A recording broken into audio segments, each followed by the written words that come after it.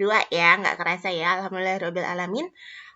Baiklah adik-adik, sebelum kita mulai perkuliahan kimia organik hari ini, marilah kita berdoa menurut agama masing-masing. Dengan sikap sempurna, berdoa, dipersilahkan. Berdoa selesai.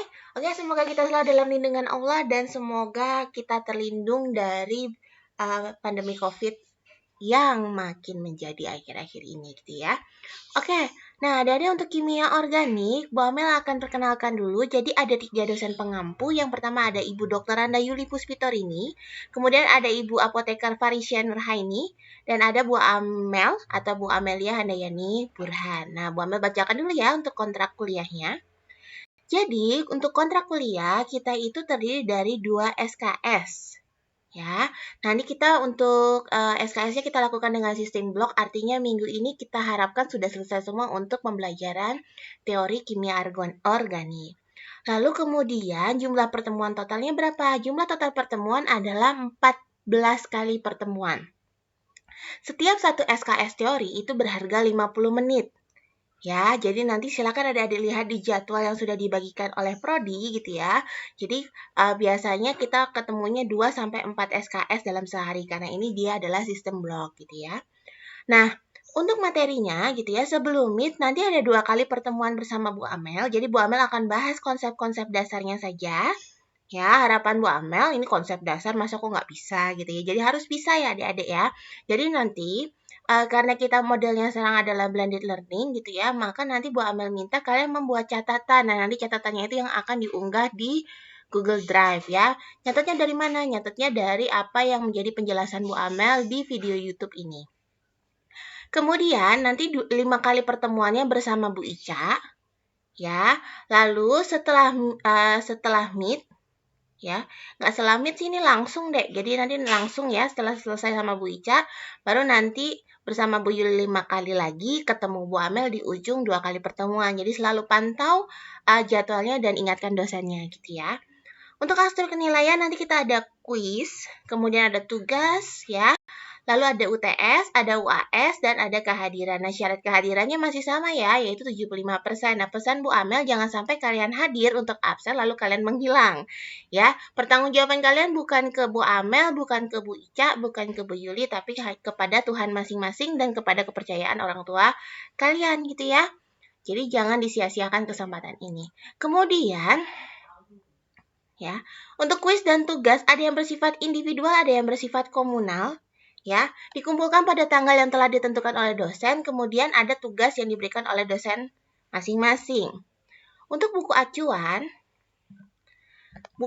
di sini kita bisa pakai buku Vincent dan Vincenten untuk kimia organik, ya, terbitan Erlangga, ini yang paling sering kita pakai. Kemudian bisa kalian pakai juga Intisari Kimia Organik dari Stephen Bresnik, kemudian ada Kimia Organik karya Riawan. Kita juga pakai Organic Medical and Pharmaceutical Chemistry. Ini punyanya Bayle dan Block gitu ya. Jadi nanti bisa pakai ini minimal ini untuk apa? Untuk membantu kalian memahami kimia organik. Langsung saja kita ke topik yang pertama yaitu untuk pengantar kimia organik. Ya, nah kenapa sih anak-anak D3 Farmasi harus belajar kimia organik? Ya, seberapa penting posisi kimia organik untuk anak-anak D3 Farmasi? Ada yang berani mencoba? Oke, kita lihat di sini gitu ya. Nah, ternyata salah satunya adalah dalam proses sintesis obat. Nah, oke. Ini obat apa sih? Ada chloramfeneri-amin ya. Di sini kita ketahui ya. Di sini kita punya obat. Nah, obat itu bisa disintesis ya, Dek ya. Nah, cara sintesisnya bagaimana gitu ya? Bisa dengan beberapa cara. Intinya adalah mereaksikan bahan-bahan kimia agar kita menjadi memperoleh zat aktif tertentu gitu ya. Nah, inilah yang mengapa kita perlu belajar. Jadi di sesi Bu Abel kita akan mengenal struktur-struktur dalam senyawa-senyawa obat. Ya, khususnya di sini adalah senyawa-senyawa organik. Nah, oke, ada yang tahu senyawa organik itu yang senyawa organik ya atau senyawa kimia dalam obat itu apa aja sih? Nah, Oke, kita akan mulai mengenal struktur-strukturnya dulu ya. Masih gampang ya. Ini juga. Ini ada deksolin. Kemudian ini ada difenilhidramin. Lalu ada ampicillin. Ternyata bentuknya seperti ini. Lalu ada nikotin. Lalu ada metilfenidat. Ya, ada yang lebih lucu nih bentuknya gitu ya. Apa ini? Ada abenomium. Ya. Nah, kita akan mempelajari struktur-struktur ini ya di sesi Bu Amel ya. Kita akan lihat bagaimana struktur ini, bagaimana penyusunannya dan lain-lain ya. Tentunya Bu Amel harap ini bukan suatu cobaan buat kalian gitu ya, karena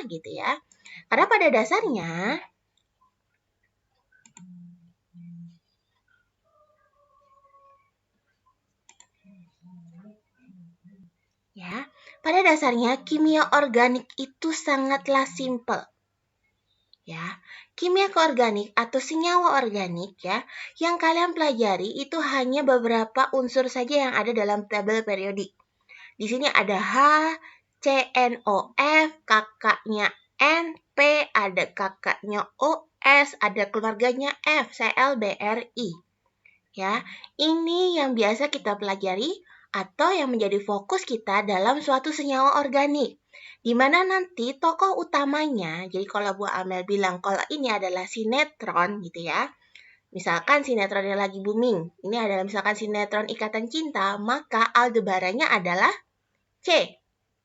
Ya, di sini adalah siapa tokoh sentralnya ya. Tokoh sentralnya di sini adalah si C. Nah, C ini bisa berikatan dengan siapa gitu ya? Bisa berikatan dengan H, bisa berikatan dengan N, O, F, Cl, Br, I, Ps. Oke, ya. Jadi dia fokusnya ke sana. Yuk coba sekarang dihafalkan. Untuk ngomongin kimia organik, unsur-unsur apa aja yang harus kita pahami? Yang pertama kali adalah C, lalu H, N, O, F, P, S, C, L, B, R, I. Ya, sudah ingat dan silakan dicatat, gitu ya. Kemudian berikutnya kita lihat di sini. Ya. Senyawa organik disebut juga adalah senyawa karbon dulunya. Karena apa? Karena penyusun utamanya itu adalah karbon. Jadi nanti kita akan bedah apa benar sih namanya senyawa organik itu kaya akan karbon. Nah, yang membedakan satu dengan lainnya ya, itu adalah strukturnya. Jadi contoh tadi kalian bisa lihat bentuknya macam-macam gitu ya untuk senyawa obat. Sesungguhnya dia adalah apa? Rangkaian dari susunan karbon, atom karbon. Nah, ketika strukturnya berbeda, maka juga akan mempengaruhi apa? Mempengaruhi sifatnya.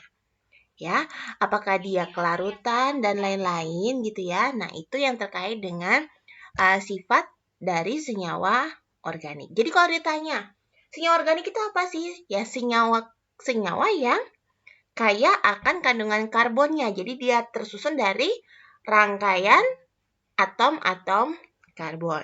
Nah, bentuk strukturnya ini tadi yang mempengaruhi apa? Sifat. Nah, sifatnya ini yang nanti akan berguna untuk identifikasi senyawa. Ya, misalkan kita bisa membedakan ya, suatu minyak itu jenuh atau tak jenuh dari ikatan antar atom karbonnya. Ya, kemudian kita bisa lihat kok bisa satu senyawa bersifat sangat toksik tapi senyawanya ketika dihilangkan salah satu unsur logamnya dia bisa menjadi senyawa yang tidak toksik. Nah, itu bisa bagaimana gitu ya.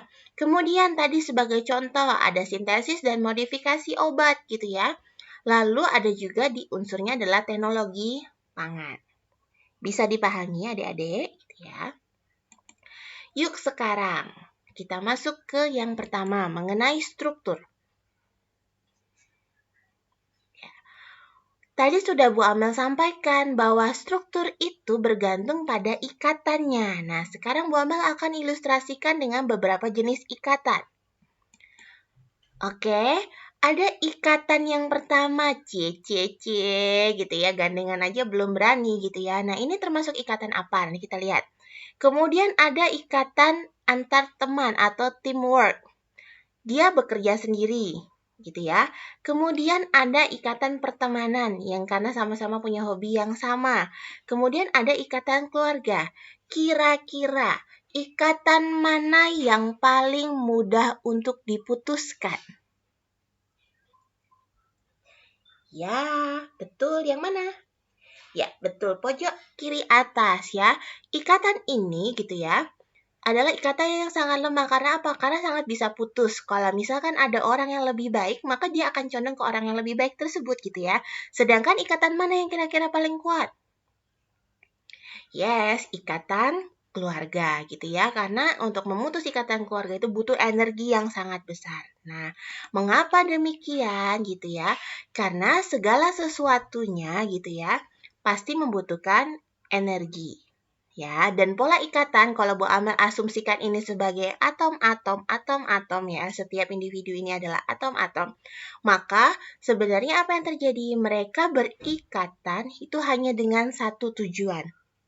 Ya, ketika sendiri mengerjakannya mungkin berat.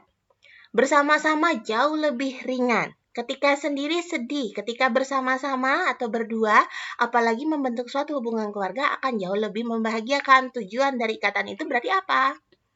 Yes, untuk membentuk kestabilan. Nah, ini juga berlaku bagi atom-atom yang ada di muka bumi ini gitu ya. Jadi mereka akan berikatan untuk membentuk kestabilan. Ya. Nah, stabil dalam ikatan yang dimaksud adalah apa gitu ya? Kalau kalian ingat, semua atom atau unsur itu ingin memiliki kestabilan seperti gas mulia. Masih ingat aturan apa? Aturan duplet atau oktet. Jadi kalau kita ingat kembali gitu ya, ada berapa? Ada 10 atom yang harus kita ingat. Untuk senyawa organik ada apa aja tadi? C, H, N, O, P, S, F, C, L, B, R, I. Ya, maka semua atom ini pasti ingin mencapai kestabilan. Ya, kestabilan seperti siapa? Seperti gas mulia. Jadi atom-atom pada gas mulia. Yuk kita lihat. Kita lihat untuk ikatan kimia dulu sambil Bu Amel ingatkan kembali. Ikatan kimia ada dua jenis, ada ikatan ionik, ada ikatan kovalen, dan ada ikatan koordinasi. Ya, yang membedakan antara ikatan ionik, kovalen, dan koordinasi adalah apa? Ya, adalah transaksinya. Ya, transaksinya terhadap apa? Transaksinya terhadap elektron. Jadi kalau ionik itu gitu ya, terjadi karena adanya serah terima elektron. Oke, apa Dek? Terjadinya karena serah terima elektron. Sedangkan untuk kovalen terjadinya adalah karena adanya sharing elektron. Ya, koordinasi bagaimana? Koordinasi juga terjadi karena sharing elektron. Lalu yang membedakan seperti apa, Bu? Gitu ya. Nah, kita lihat di sini. Kalau kovalen, elektronnya itu dari kedua atom yang berikatan. Itu clue-nya. Elektronnya dari kedua atom yang berikatan. Sedangkan untuk koordinasi, elektronnya dari salah satu atom yang berikatan. Nah, Bu Amel jelaskan dulu. Contoh nih, gitu ya, mau benar-benar membedakan. Misalkan ada si A, bentar, Bu Amel kasih ilustrasi.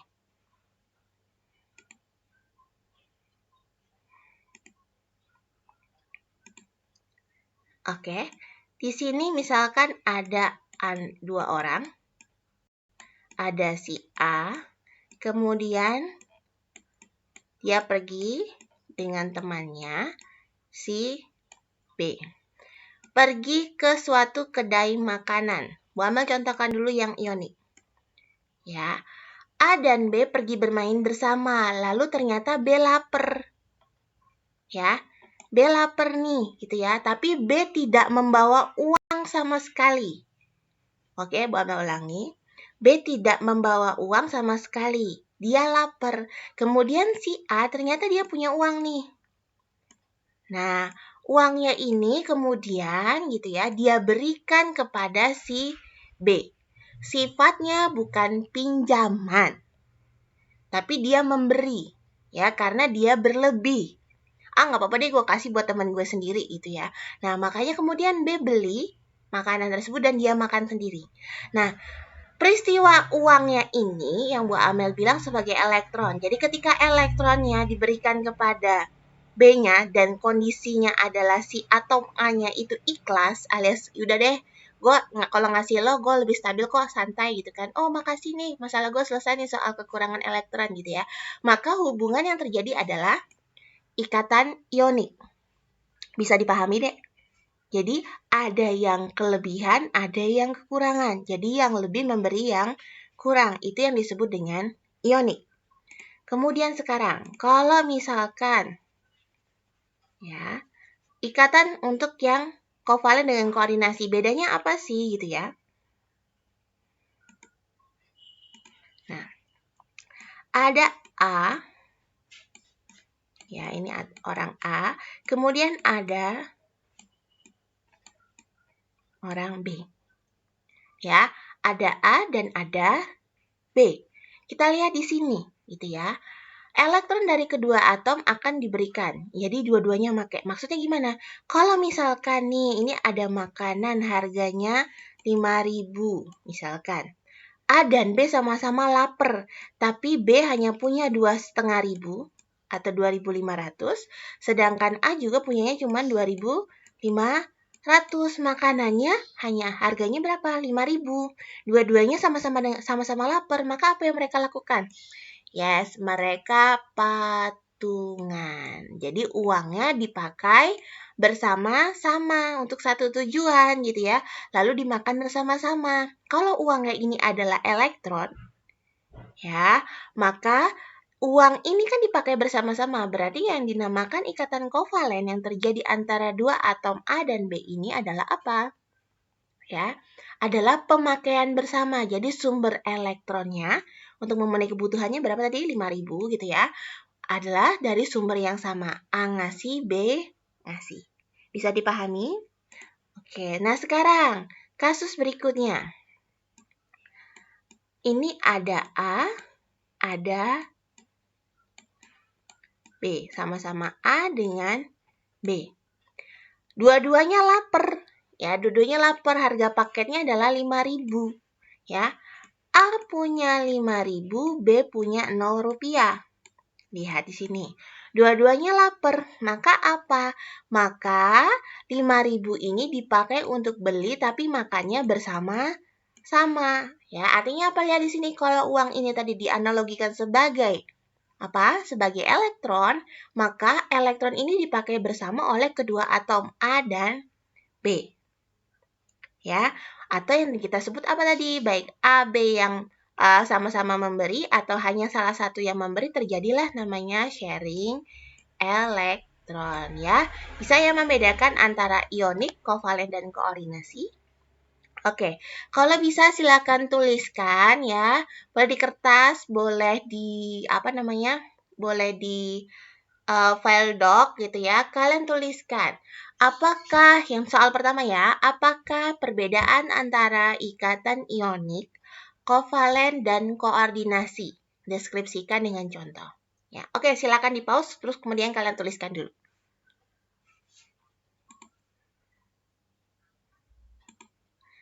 Oke, nah kalau sudah gitu ya, maka Bu Amel minta kalian juga mengerjakan tugas yang pertama ini, gitu ya.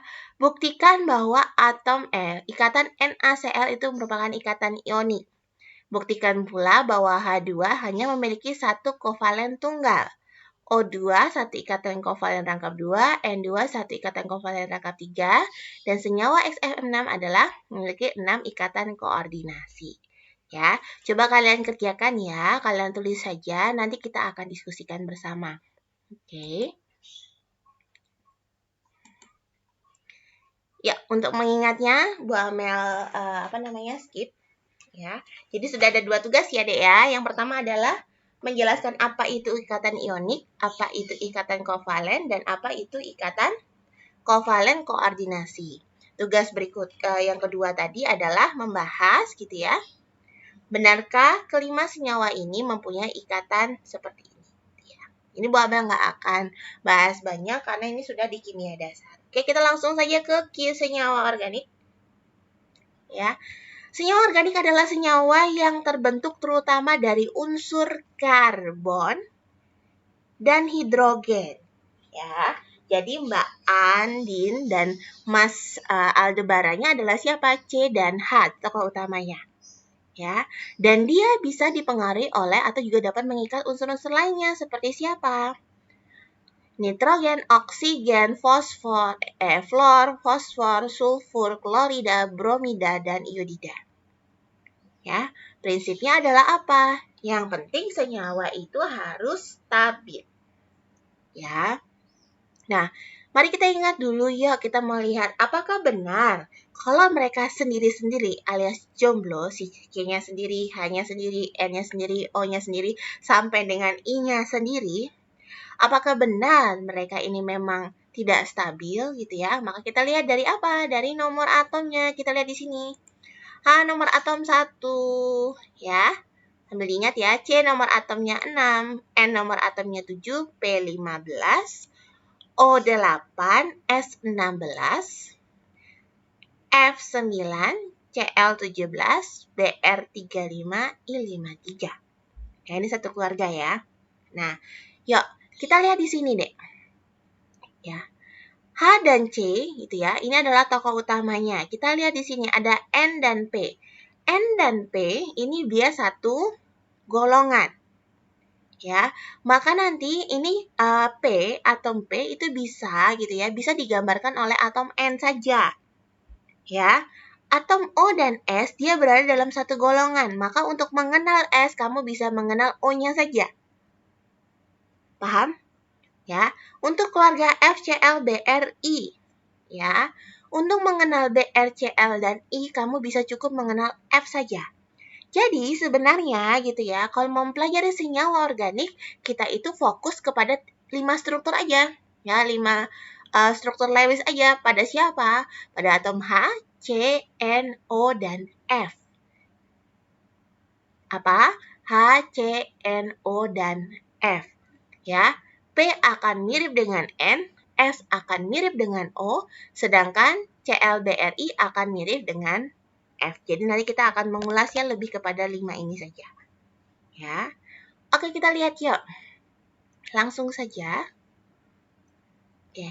Di sini kita ambil tadi yang serupa. Jadi C, H, N mewakili P, O mewakili S, F mewakili ClBrI. Yuk kita tuliskan konfigurasi elektronnya. Masih ingat ya, kita pakai konfigurasi kulit, KLM dan seterusnya. Ya. Jadi C, kita mulai dulu. Yang pertama, di kulit K dia akan terisi berapa? Ya, K itu maksimal 2. Ya, berarti di sini 2. Kemudian di kulit L ada sisanya kan? Baru 2, ini 6. Berarti ada 4. Bagaimana dengan H? H, ini ada 1 di kulit K. N berapa? 2. Kemudian 5. 2, 5, dia 7. Ya, O ada berapa? 2. Kemudian 6. 2 tambah 6 dia 8. Ya. Kemudian F. Berapa? 2, 7. Ada 9. Oke, nah sekarang kita lihat. Mana yang bertanggung jawab pada struktur Lewisnya?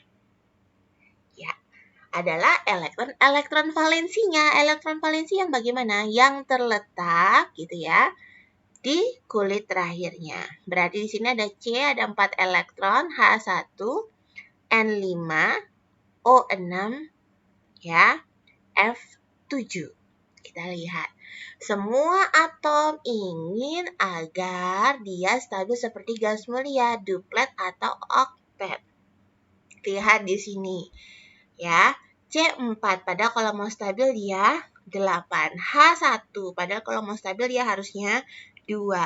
N5 harusnya kalau mau stabil dia 8. O kalau mau stabil dia ya 6 harusnya dia 8 gitu ya. Berarti dia kurang 2. F7 ya belum stabil, dia stabilnya kalau 8. Nah, oleh karena itu nanti pasti mereka akan membentuk ikatan. Gimana caranya supaya mereka bisa menjadi punya 8 elektron valensi gitu ya. Nah, maka gitu ya. Gambarkan dulu ya, kita akan mengenal dulu masing-masing strukturnya. Oke, lihat di sini C. C punya 4 elektron valensi, maka digambarkan, misalkan mau menggambarkannya dot. Ya, maka ada berapa? 4. 1, 2, 3, 4. Ya, ini adalah struktur Lewisnya. Ya, artinya apa gitu ya? Artinya C itu masih bisa menerima 4 elektron. Ya, jadi kalau dia datang bisa datang ke sini 1, 2, datang ke sini 3, datang ke sini 4 supaya dia 8. Oke, dia kurang 4 elektron. Bagaimana dengan H? Tereng, ini H. Ya, dia hanya punya 1 twin, 1. Padahal untuk stabil dia harus 2. Maka dia butuh berapa elektron?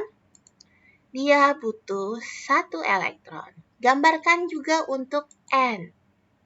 Ya. Oke, ingat ya, cara menggambarkannya adalah bikin satu-satu dulu baru dia berpasangan. Gitu ya. 1, 2, 3, 4. Ada berapa dia? 5. Maka satunya lagi nempel di yang lain. Berarti kita lihat di sini supaya 8 nanti elektronnya akan masuk ke mana? Ke sini. 1, ke sini 2, ke sini 3. Berarti nanti ada berapa? Ada 3 elektron yang dia butuhkan. Lihat ya, belum nggak boleh, harus dibikin berpasangan. Sehingga dia apa? Dia bisa, atau dia untuk stabil dia butuh 3 elektron. Bagaimana dengan oksigen? Ya, untuk oksigen gitu ya, kalian lihat di sini. Oksigen ada 6, caranya sama dek dengan N tadi. Kasih dulu satu-satu. 1, 2, 3, 4. Lalu berpasangan. 5, 6. Kita lihat di sini. Yang jomblo masih ada berapa? 2. Maka 2 ini yang nanti akan keterimaan untuk kedatangan elektron lainnya. Atau dengan kata lain, oksigen butuh 2 elektron. Ya. Kemudian berikutnya. Tereng, F.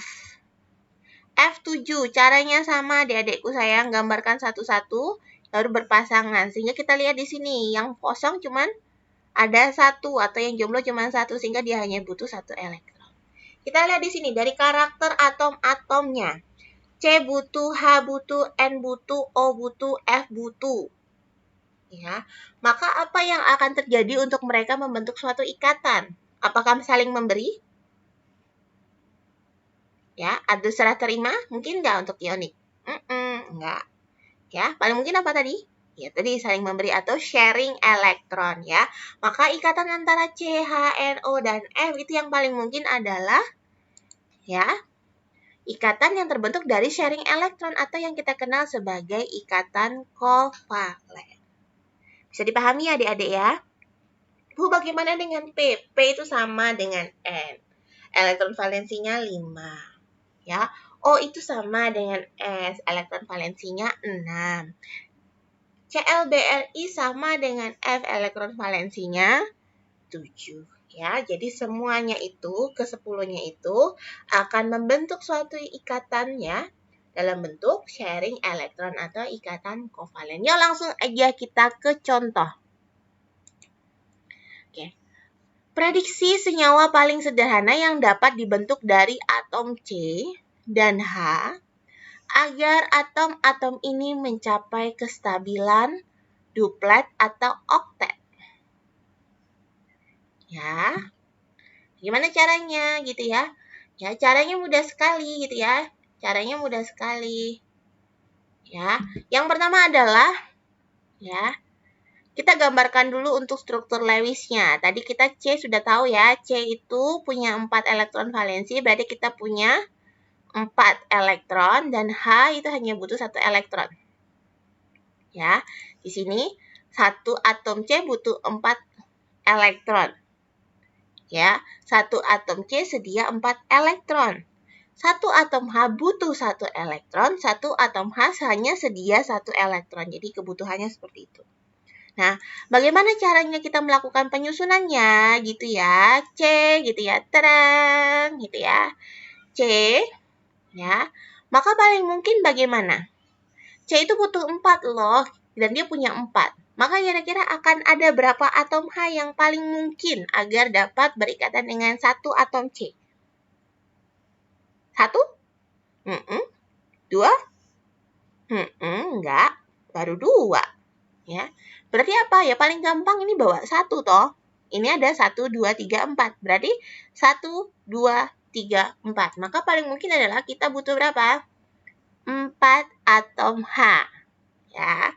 Oke. Ada butuh 4 atom H. Yuk, langsung aja di sini. C-nya datang sebagai tuan rumah yang baik, langsung menyediakan 4 posisi. 1, 2, 3, 4. Lalu H sebagai tamu yang baik, maka dia akan memberikan 1 untuk yang pertama. Ya. Kasih lagi 1. 2. Masih kurang berapa nih? Yang H yang ini gitu ya. Udah 2. H yang ini udah 2. C-nya masih kurang 2. Maka dia bisa datang lagi tamu H. Cereng. Bisa? Ya. Terang 3. Nah, sekarang kita lihat apakah benar mereka sudah memenuhi aturan oktet atau duplet gitu ya untuk masing-masingnya. Kita lihat di sini. Ya. H itu tadi mau stabil dia hanya butuh 1, berarti dia butuh berapa? 2. Kita lihat H yang ini. 1. Ya, sudah oke. H yang ini juga sudah 2. H yang ini juga sudah 2. Oke, dia duplet. Oh, yang H yang ini dia juga sudah 2. Oke, berarti keempat H sudah stabil, gitu ya. Kemudian kita lihat untuk yang C. C harus stabil kalau 8, kita lihat. Ya.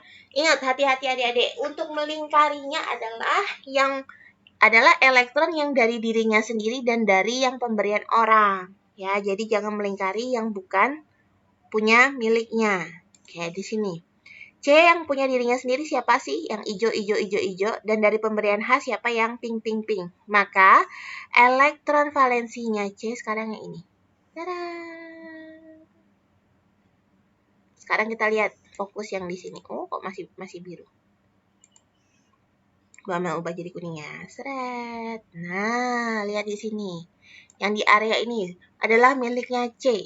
Ya, berarti C punya berapa? 1, 2, 3, 4, 5, 6, 7, 8. Nah, dengan membentuk ikatan inilah maka baik C dan H semuanya sudah dalam kondisi stabil. Ya. Nah, sekarang satu pasang elektron ini bisa kita gambarkan sebagai satu garis ikatan. Ya, sepasang itu satu garis ikatan. Kita lihat di sini, ada sepasang, maka nanti bisa digambarkan seperti ini. Ya, ini adalah kovalen tunggal. Jadi ya, karena dia hanya terdiri dari satu pasang, gitu ya. Kemudian C dengan H, ini ada sepasang. Perhatikan arah garisnya. 2. Kemudian yang ini juga 3, yang ke ini juga 4. Ya, jadi ini keduanya adalah yang ini kita sebut struktur Lewis, yang ini kita sebut dengan struktur rangka. Oke adik-adik, gitu ya.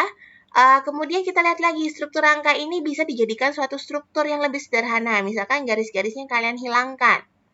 Maka, ya, yang paling mungkin apa adalah CH4. Nah, CH4 ini bisa kita sebut juga struktur mampat atau rumus kimianya. Bisa dipahami ya, oke, di pause dulu, dicatat dan dipahami gitu ya. Karena catatan hari ini Bu Amel minta untuk di-update atau di-upload ke drive kita, gitu ya.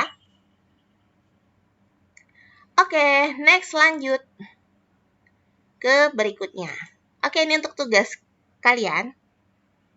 Ya, kita sambil bahas deh, gitu ya. Tugas kalian adalah mencatat hari ini. Ya, gambarkan kemungkinan struktur Lewis dan rangka dari atom-atom berikut. Yang pertama, kalau ada satu atom C, 3 atom H, dan 1 atom Cl. Ada 2 atom C dan 6 atom H. Ada 2 atom C dan 4 atom H. Ada 2 atom C dan 4 atom H dan 2 atom O. Yuk, kira-kira bagaimana cara menggambarkannya? Oke, sudah dicatat? Oke, lanjut. Ya. Muhammad akan kasih contoh yang pertama dulu. Apa yang terjadi untuk 1 atom C, 3 atom H, dan 1 atom Cl? Ya, ada 1 atom C, gambarkan seperti ini. C kan 4 ya tadi ya. Kemudian ada H, hanya jumlah atomnya 3, masing-masing punya 1. Dan ada Cl. Cl tadi ini keluarganya F, berarti elektron valensinya 7. 1, 2, 3, 4, 5, 6, 7. Ya, maka caranya yang paling mungkin adalah apa? Ya, maka lakukanlah hal ini yang pertama kali. C itu adalah tokoh utamanya, maka C taruh di tengah dulu. Tereng, di tengah. Ya, dia punya 1, 2, 3, 4. Oke, sekarang C butuhnya berapa? 4. Oke, sekarang H butuh 1. Kasih dulu deh H-nya masuk. Sret 1, sret 2, sret 3. Oke, ya. Tinggal apa sekarang fokus? C butuhnya tinggal 1 lagi. Di sini Cl juga yang jomblo cuman 1. Maka Cl datang. Sret. Kasih yang jomblo. Sret. Sudah selesai di sini? Oh, belum. Jangan ditinggalkan teman-temannya Cl gitu ya. Lihat di sini Cl masih ada. 1 pasang, 2 pasang, 3 pasang. Kita lihat ya. Warna ini Bu Amel pakai untuk memudahkan mengamati asal dari elektron tersebut. Oke, kita lihat. Apakah sekarang dengan membentuk ikatan ini, si C, H, dan Cl itu sudah stabil, sudah memenuhi aturan duplet dan oktet, gitu ya. Kita cek, gitu ya. Yang pertama kita lihat pada atom H yang pertama. Atom H yang pertama kita lihat dia yang dilingkari adalah elektron yang dipakai berikatan dan elektron yang berasal dari dirinya sendiri. Ya, dari dirinya sendiri adalah pink, kemudian yang dari ikatan dengan C adalah yang hijau. Berarti kita lihat thread lingkarannya seperti ini. Ya, jadi jangan bablas kemana-mana. Lingkarannya berarti hanya yang ini saja gitu ya. Jangan dibablas-bablas gitu ya. Sekarang lihat di sini. Oke. HC dan ini gitu ya. Nah, sekarang lihat H-nya sudah berapa berarti? Fokusnya ke H. Sudah 2. Yang semula jomblo sendiri sekarang sudah berdua. Maka dia sudah stabil. Kita lihat H yang ini. Lingkarannya kemana? Yes, yang ini sama ini punyanya H ya. Dari dirinya sendiri dan dari yang berikatan dengan C. Sret, lingkarin. Ingat, jangan nabrak-nabrak lingkarinnya. Cuma punya dia aja ya. Oke, jelas? Oke, kemudian berikutnya. H yang ketiga. Dirinya sendiri dan dari yang ikatan. Sret. Nah, kita lihat. Ketiga atom H itu sudah ya, masing-masing punya 2. Dia sudah duplet, aman. Ya, sekarang kita fokus ke C. C yang dari diri sendiri benar. 1, 2, 3, 4. Yang dari ikatan yang mana? Ini? Ya, punyanya dia nggak ini? Iya, karena dia dipakai untuk berikatan dengan H. Yang ini? Iya, karena ini yang dipakai untuk berikatan dengan H. Yang ini? Iya, karena ini yang dipakai untuk berikatan dengan H. Yang ini? Iya, ini yang dipakai untuk berikatan dengan Cl. Yang ini? Enggak, kalau ini apa dia pakai buat berikatan? Enggak, ini punyanya si Cl sendiri ya, tidak dipakai untuk berikatan ya. Maka lingkarannya mana? Yang lingkarannya cukup yang ini. Paham ya, tidak ikut serta yang ini karena yang ini tidak dipakai untuk berikatan dengan C. Bisa dimengerti? Ya, jadi yang dipakai adalah apa? Yang dilingkari adalah elektron yang berasal dari dirinya sendiri. Oke. Dan yang berasal dan yang dipakai untuk berikatan ya. Di sini Cl-nya cuma kasih 1, H1, 1, 1 ya. Jadi inilah punyanya C. 1, 2, 3, 4, 5, 6, 7, 8. Oktet. Close. Ya. CH dan 3 atom H sekarang sudah stabil. Kita cek Cl. Yang dilingkari yang punyanya sendiri dari Cl berarti yang mana? Yang merah. Dan yang dipakai berikatan dengan siapa dia berikatannya? Dengan atom C. Berarti yang mana? Hijau yang ini. Maka ngelingkarinnya ini. Tereng. Kelihatan? Ya, nggak boleh ngikat yang ini. Ya, karena itu punyanya siapa? Itu lapaknya H. Ya, yang punyanya Cl yang ini. Yang dari dirinya sendiri dan dari yang berikatan dengan atom C. Bisa dipahami? Nah, ini yang kita sebut sebagai struktur Lewis ya. Bisa dipahami ya, Dek ya? Ya, inilah makanya dia bilang apa? Ini adalah struktur Lewisnya yang untuk stabil ya. Jadi struktur ini stabil karena baik setiap atom-atomnya itu sudah memenuhi aturan duplet dan oktet. Gitu ya. Yuk, kita sekarang ubah struktur Lewisnya ke struktur angka, yuk. Ini bagian terpenting untuk anak-anak senyawa organik gitu ya, yang kuliah kimia organik. Satu pasang ikatan itu digambarkan dengan satu garis. Kita lihat di sini. Ya, C ya 2222. Maka nanti di sini ya sepasangnya di satu ikatan, sepasangnya di satu ikatan, sepasangnya di satu ikatan, sepasang jadi satu ikatan. Oke? Ya, ini adalah struktur rangkanya dan ini adalah struktur Lewisnya, ini adalah struktur rangkanya. Nah, untuk soal 2, 3, dan 4, yaitu 2 atom C dan 6 atom H. Soal ketiga 2 atom C dan 4 atom H, dan 2 atom C, 4 atom H, dan 2 atom O akan Bu Amel bahas di video selanjutnya. Nah, tugas kalian adalah ngerjain dulu untuk 2, 3, dan 4, baru kalian nonton video selanjutnya ya. Oke, terima kasih adik-adik. Sampai jumpa di video selanjutnya untuk pembahasan soal nomor 2, 3, dan 4.